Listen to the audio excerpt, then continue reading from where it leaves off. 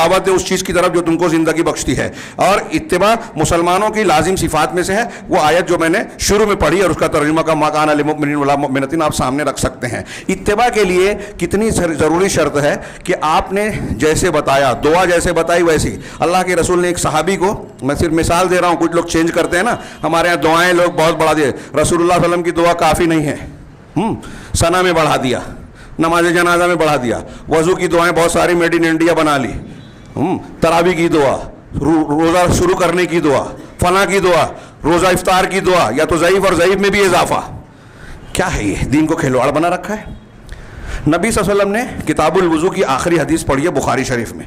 ایک صحابی کو سونے کے وقت کی دعا بتائی, اللہم اسلمت نفسی الیک والجأت ظہری الیک وفوضت امری الیک لا ملجأ ولا منجا منک الا الیک آمنت بکتابک الذی انزلت وبرسولک الذی ارسلت وبنبیک الذی ارسلت. یہاں اللہ کے رسول نے پڑھایا, اب جب دوبارہ صحابی نے دہرایا تو نبی کی جگہ رسول کا کہہ دیا. کہا نہیں, رسول نہ کہو, جو میں نے بتایا وہی کہو. اللہ کے نبی کی اتباع, جو لفظ بتایا وہی لفظ کیجیے. معصور دعاؤں میں یہ لحاظ, آج دیکھیے کوئی مسلک ایسا نہیں ملے گا اہل الحدیث کے علاوہ جنہوں نے یہاں دودھ میں پانی نہ ملایا ہو.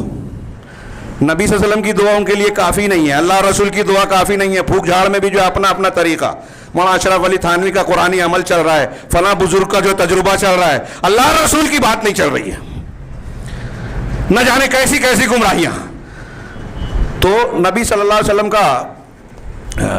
کی اتباع یہاں آپ دیکھیں الفاظ میں, تعداد میں اور وقت میں. کسی چیز کا وقت آپ نے مقرر کر دیا. 9ویں تاریخ عرفات میں ہے, کوئی بولے کہ بہت حاجیوں کی بھیڑ رہتی ہے, 9ویں کی بجائے میں 8 یا 10 کو چلا جاؤں گا, چلے گا؟ عرفات میں بہت بھیڑ ہے, عرفات کی جگہ متعین ہے, جگہ بدل دے ہوئے کوئی چلے گا؟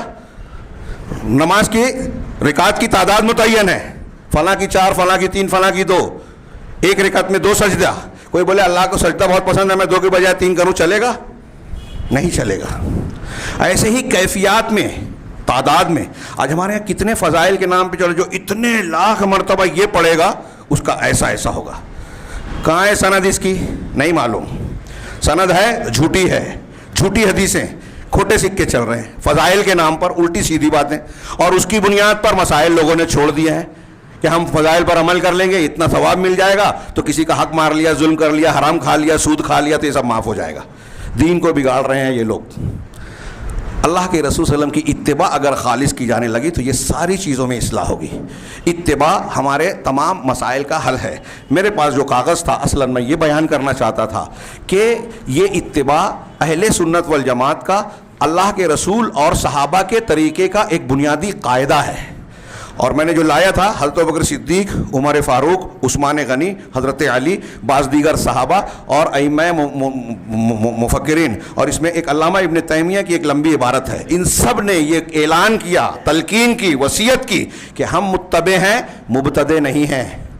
ابوبکر صدیق رضی اللہ تعالیٰ عنہ کا ایک لمبا خطبہ تھا, بڑا شاندار, میں انشاءاللہ کسی آئندہ خطبے میں بیان کروں گا. اس میں آخر میں وہ کہتے ہیں کہ میں متبع ہوں, مبتدع نہیں ہوں. یہی بات حضرت علی نے کہی, اور اللہ حضرت علی کہتے ہیں کہ میں ایسا نہیں ہوں کہ کسی انسان کے قول کی وجہ سے اللہ کے رسول کی سنت کو چھوڑ دوں. یہ صحابہ کا طریقہ ہے. اور آج دانشوری مفکری کے نام پر ہم فلاں اور فلاں کے پیچھے بھاگ رہے ہیں کہ وہ بہت مشہور ہے, وہ بہت دانشور ہے, وہ ٹی وی پہ آتا ہے, اس کی اتنی کتاب ہے, وہ ایسا ہے, وہ ویسا ہے. کوئی نہیں چلے گا. اسی لیے میں اکثر کہتا ہوں, بزرگوں کی حکایات بنا کے ہمارے یہاں شرک اور کفر اور نبی کے سامنے ان کو کھڑا کرنے کی کوشش کی جاتی ہے. شرک اور کفر کے دروازے کھولے جاتے ہیں. وہ بابا تو ایسے تھے, یہ چاہے تو یہ کر دے, ایسی چاہے تو کرامت تیش پہ آ جائے تو کچھ کا کچھ کر دے. میں ہوا میں اڑتے تھے, پانی پہ چلتے تھے, عشاء کے وجہ سے اتنے سالوں تک فجر کی نماز پڑھتے تھے. کیا مقصد ہے ان سب چیزوں کا؟ بزرگوں کی بزرگی سے انکار نہیں ہے, لیکن آپ ان چیزوں کو عوام میں, انہی چیزوں کو دماغ میں ڈالتے ہیں. آپ نبی کا طریقہ دیکھیے, بزرگوں کے واقعات, نبی صلی اللہ علیہ وسلم کی دعوت و تبلیغ کا یہ طریقہ ہے. بزرگوں کے واقعات, تاریخ کے واقعات قرآن میں ہیں, کس تناظر میں ہیں.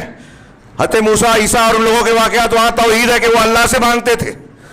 ان کو پریشانیاں آئی, فرعون نے ان کو تکلیف دی, پریشانیوں میں مبتلا کیا, یہ صبر و ثبات پر قائم رہے, ان کا اسوہ نمونہ تعلیم دیکھی جائے. جادوگروں نے حضرت موسیٰ کا جو معجزہ دیکھا کہ ان کی لاٹھیاں رسیاں ان کے عصا نے سانپ بن کر نگل لیا, تو یہ نہیں کہا کہ ہم حضرت موسیٰ کو مانتے ہیں اللہ کی شکتی طاقت والا, ان کے ہاتھ میں ایسی طاقت قوت ہے. یہ کہا کہ ہم رب موسیٰ اور رب ہارون پر ہی مان لاتے ہیں, کیونکہ یہ مانا کہ یہ موسیٰ اور ہارون کے رب کا کام ہے, ان کا کام نہیں ہے. ہمارے ہاں لوگ یہی سبق پڑھاتے رہتے ہیں کہ یہ فلاں بزرگ ایسے, فلاں بزرگ ایسے, ان کی ایک آیت ایسی, ان پر شریعت ساقط ہو گئی, وہ نبی سے آگے بڑھ گئے, انہوں نے خواب میں یہ دیکھ لیا. یہ دین نہیں ہے. اچھی طرح دماغ میں بٹھائیے, دین کی بنیاد سمجھیے, صحیح دین کو سمجھیے. یہی تمام صحابہ کا طریقہ ہے. اللہ رب العالمین سے دعا ہے کہ وہ ہمیں صحیح دین کو سمجھ کر اسے قبول کرنے کی توفیق عطا فرمائے. اس راستے میں آنے والی تکلیف و مصیبتوں کو جھیلنے کی قوت اور جذبہ استقامت عطا فرمائے, اور اس کی برکت سے دنیا اور آخرت میں کامیابی سے ہمکنار کرے. اقول قولی ھذا واستغفر اللہ لی ولکم ولسائر المسلمین وصلی اللہ علی نبینا محمد. بارک اللہ لنا ولکم فی القرآن المجید ونفعنا وإياكم بالآيات والذكر الحكيم إنه تعالى جواد كريم ملك بروب.